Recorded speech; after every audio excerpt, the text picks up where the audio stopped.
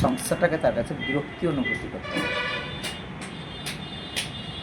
কোনোটার প্রতি আসক্তি না, ঘর আছে তার প্রতি একটা আসক্তি না থাকবে, অর্থ আছে তার প্রতি না আসক্তি না থাকে, দেহ আছে তার প্রতি যেন আসক্তি থাকে, ড্রেসের প্রতি না যেন আসক্তি থাকে, আছে চলছে চলবে।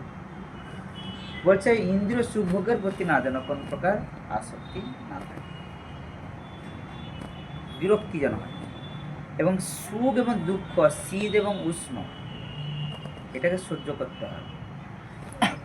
জীবনে সুখ আসবে, আবার দুঃখও আসবে।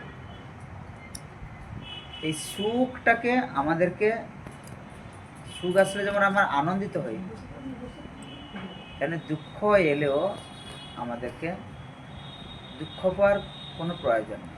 দুঃখ এসছে, কিন্তু সেটার প্রতি আমরা না যেন ভেঙে যেন না যেন পড়ি। দুঃখ আসবে জীবনে, কিন্তু না যেন আমরা ভেঙে পড়ি। সুখ যেমন এসলে যেমন আমরা আনন্দিত হই না, ঠিক তেমনভাবে দুঃখ এলেও আমরা না যেন ভেঙে পড়ি, এটাই শেখাচ্ছে। শীত আসে, শীত যখন আমাদের যখন কষ্ট, যখন এদিকে বসে, শীত যখন আমাদের আসে, শীত এলে তখন কি হয়? কষ্ট হয়। কিন্তু শীতটা আমি বেশি দিন রাখবো বললেও হবে না, প্রকৃতির নিয়মে সে আসবে অটোমেটিকলি, প্রকৃতির নিয়মে শীত আসবে। আমার ভালো লাগছে শীতটা, আমি আরো দুদিন থাকতে বলবো না, সে থাকবে না, প্রকৃতির একটা নিয়ম। আবার গ্রীষ্ম যখন আসবে, তা গ্রীষ্মকে যদি আমরা যদি বলি যে তুমি চলে যাও, চলে যাওয়ার ভালো লাগছে না, আমার বিরক্তিকর লাগছে, মাথা যন্ত্রণা করছে, তুমি চলে যাও, তার সময় মতো সে যাবে। ঠিক তেমনি হবে জীবনে সুখ আসবে, দুঃখ আসবে। ঋষভদেব বলছেন,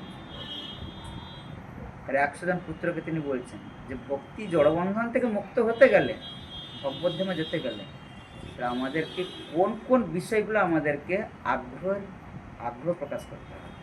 এক হচ্ছে ইন্দ্রিয় বিষয়ভোগের প্রতি আমাদেরকে বিরক্ত হতে হবে।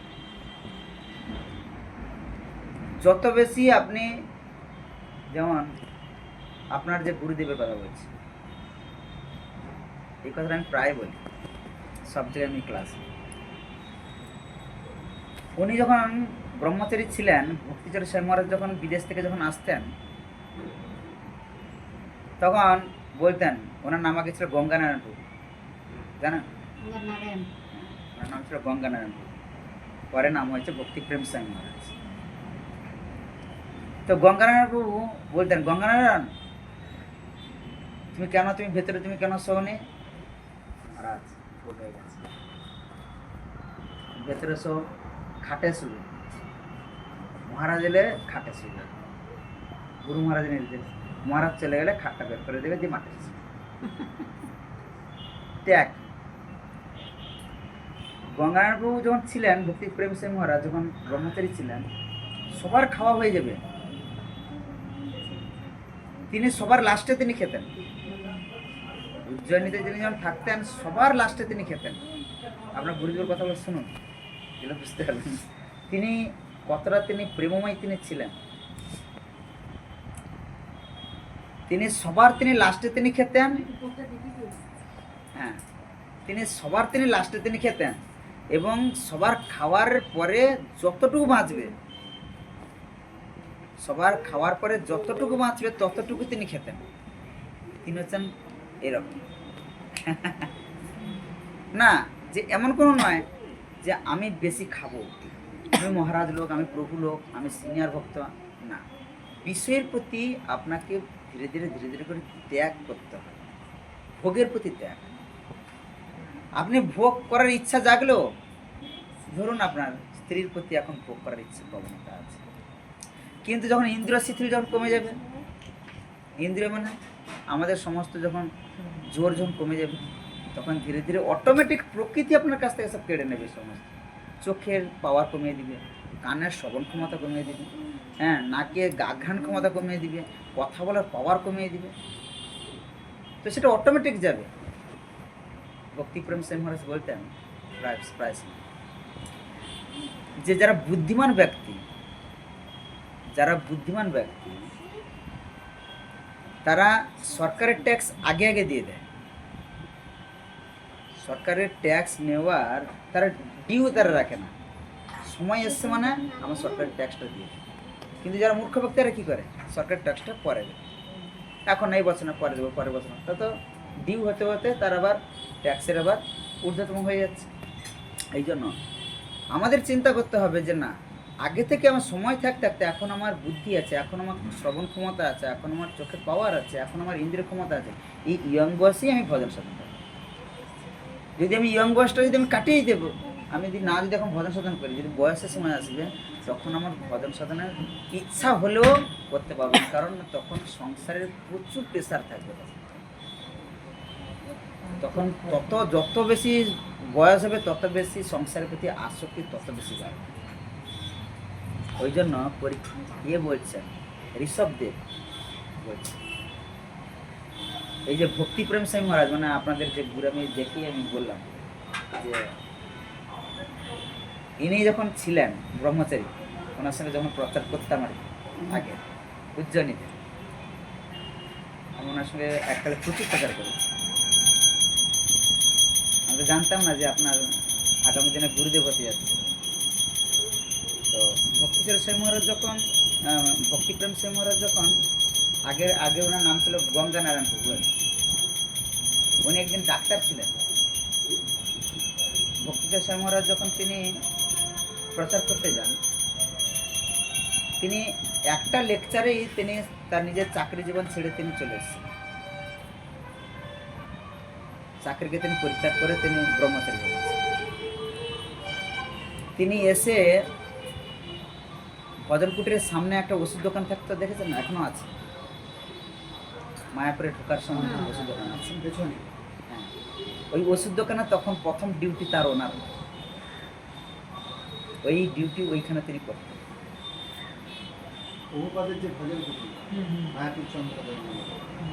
তারপরে তিনি ওইখানে ডিউটি করতে করতে তিনি ওনাকে ভক্তিচরণ মহারাজ যখন তিনি উজ্জয়নীতে তিনি চলে গিয়ে তিনি যখন মন্দির শুরু করলেন, ওই মন্দিরে গিয়ে তখন ওইখানে প্রেসিডেন্ট তখন ওনাকে পদে দেন, তখন উনি প্রেসিডেন্ট করলেন। তার এত গুণ থাকতো ভক্তিপ্রেম স্বামী মহারাজের, তখন সন্ন্যাস হয়নি, তখন এত গুণ থাকতো ধারণার বাইরে। আর তিনি প্রচুর নৃত্য করতেন, নৃত্য করার ফার্স্ট, কারোর সঙ্গে কোনো খারাপ ব্যবহার করতেন না। যে কোনো অনেক তো লেবার থাকতো মন্দিরে, তো অনেক লেবার থাকতো, কোনোদিন কাউকে লেবারের চোখে দেখতো না, সমদর্শী ভাব, সেটা ঋষভদেব সেটা বলছেন। তার প্রতিটা তিনি যখন ক্লাসে যখন বসতেন, তার প্রতিটাতে পুঙ্খানুপুঙ্খভাবে এত তিনি সুন্দর করে তিনি বোঝাতেন। তিনি যে এই যে লেবার, একে আলাদা চোখে দেখবে, এ ভক্ত একে আলাদা চোখে দেখবে, সেরকম তিনি কোনোদিন পর চোখে সবাইকে সমদর্শী ভাব তিনি দেখতেন, সেটা বলছেন ঋষভ। যে ভক্ত হতে গেলে, জড়বন্ধন থেকে মুক্ত হতে গেলে আমাদের কেমন হতে হবে? ভক্তিটা তো সোজা নয়। দীক্ষা নেওয়া মানেই হচ্ছে আপনার শুরু হলো, শুরুয়াত হলো ভক্তি জীবনে। আপনি স্কুলে ছেলে ভর্তি হয়, তার শুরুয়াত যেমন হয়, যে স্কুলে ভর্তি হয়েছে মানে সব শিক্ষা হয়ে গেছে না, স্কুলে ভর্তি হয়েছে মানে শিক্ষাটা শুরু হলো। দীক্ষা হলো মানে আমি গুরুদেবের চরণে আশ্রয় গ্রহণ করলাম, আমি আপনার চরণে সারেন্ডার হলাম, আপনি আমাকে পূর্ণ জ্ঞান আপনি আমাকে প্রদান করুন। দীক্ষা হয়ে গেছে মানে সব কিছু আমি শিখে নিয়েছি, ঘরে বসে গেলাম, সেটা নয়, তাহলে আপনার অহংকার আছে। দীক্ষা নেওয়া মানে আপনি শরণাগতি হলেন, আপনি গুরুদেবের চরণে আশ্রয় গ্রহণ করলেন, গুরুদেব এরপরে যাহা বলবেন আপনাকে তা। শিষ্য কথার অর্থ হচ্ছে শাসনের অধীনে থাকা। শিষ্য কথার অর্থটা কি? শাসনের অধীনে। আর ভক্ত হতে হবে এইভাবে, শিষ্য হতে হবে যেন আমি যেন এই জগতে, যেন এই সময়ে যেন আমি যেন এই ভগবন্ধন থেকে যেন এই জীবনে যেন মুক্তি হতে পারি। ব্যবসা বাণিজ্য থাকবে, ঘর বাড়ি থাকবে, ব্যাংক ব্যালেন্স, টাকা করে সব কিছু থাকবে, কিন্তু এটার প্রতি কোনো আসক্তি থাকবে না। দ্বিতীয় নম্বর রয়েছে শীত উষ্ণের প্রতি, সুখ দুঃখের প্রতি বেশি আমাদের কোনো ইয়ে থাকবে না। তৃতীয় নম্বর কি বলছেন? বলছেন মৎ কর্ম অভিমত কথয়া চ নিত্যং মদ্দেব সঙ্গাদ গুণ কীর্তনাম্নে নির্বৈর সাংস পশমেন পুত্রা জিহাসয়া দেহ গেহাত্ম বুদ্ধে। বলছেন স্বর্গলোকে যদি তুমি যদি উন্নতি হও, দুঃখ দুর্দশার বন্ধন থেকে তুমি মুক্ত হতে পারবে না।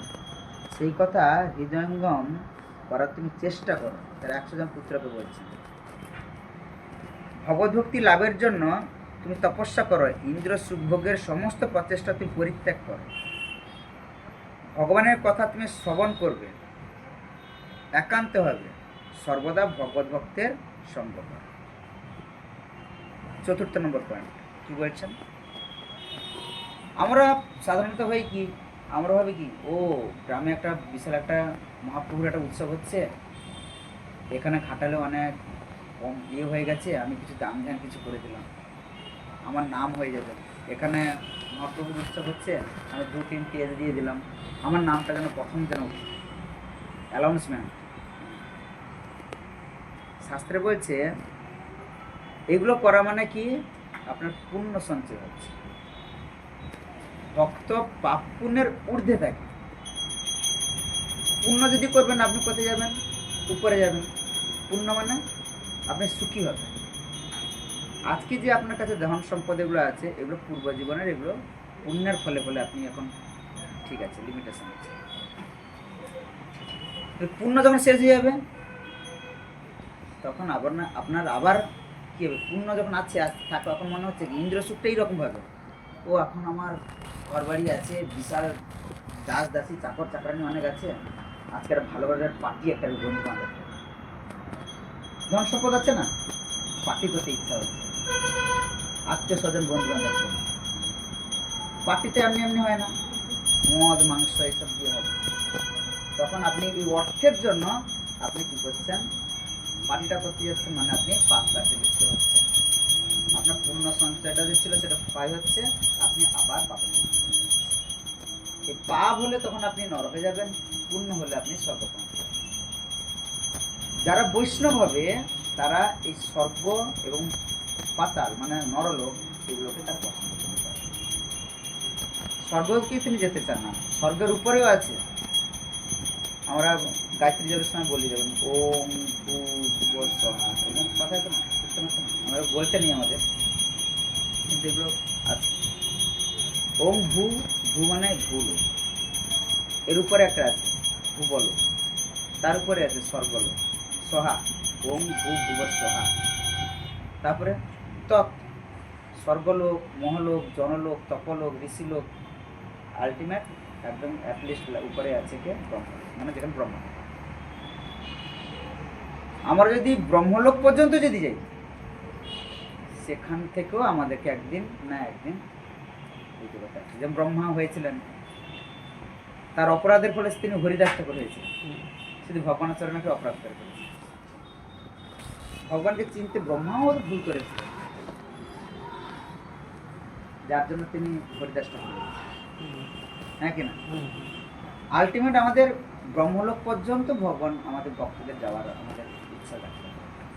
আমাদের ইচ্ছা রাখতে হবে যেন আমি যেন এই ব্রহ্মলোক থেকে 14টা স্তর পেরিয়ে যেন আমি যেন বৈকুণ্ঠ ধাম, বিরজা নদীর পরে যেন বৈকুণ্ঠ ধাম বা গোলক ধামে যেন আমি যেন প্রবেশ করি, যেখানে গেলে আমাকে আলটিমেট আসতে হবে। এই যে জগৎটা, এটা একটা জাস্ট যাত্রার একটা স্টেজ চলছে। তুমি হচ্ছে এর বাবা, এর মা, এর কাকু, এর জেঠু, জাস্ট যাত্রা স্টেজ, যে অভিনয় হচ্ছে, অ্যাক্টিং হচ্ছে। আজকের যে বাবা মা দেখছো, একটু যদি তোমার যে আসক্তি থেকে যাবে, তাহলে যেই বাবা মা মারা যাবে সে তোমার ছেলে হয়ে যাবে। আসক্তি থেকে গেছে না, সে তোমার ছেলে হয়ে যাবে। অনেকে বলে না একে দেখতে তোর পুরা দাদুর মতো করে দেখতে, অনেকে বলে না যে তোর যে ছেলেটা হয়েছে না তার পুরা দাদুর মতো, পুরো ডিপি। আসক্তি, যার আসক্তি থেকে যাবে তার ছেলে, তার নাতির, হয়ে আবার জন্ম হচ্ছে। বারংবার জন্ম মৃত্যু, কালকে কথা হচ্ছিল, হরি কথা হচ্ছিল দুধের বাগ গ্রাম নাম শুনেছেন? ওইখানে কালকে হরি কথা, ওইখানে 4-5 দিন ছিলাম, ওইখানে হরি কথা হচ্ছে কালকে। ওই জন্ম মৃত্যুর যে জরা ব্যাধির যে চক্রাকারের যে যন্ত্রণা, যে জন্মের যে যন্ত্রণা সবথেকে বড় কত কঠিন, জঠরে থাকা যে কত কঠিন ব্যাপার, সেই বিষয়ে কথা হচ্ছিল। যে এই বারবার এই জন্ম মৃত্যুর চক্রে না ঘুরে আমি যেন এই জীবনে যেন পাস করে যে চলে যেতে পারি, এটা আমাদের ভগবান আছে।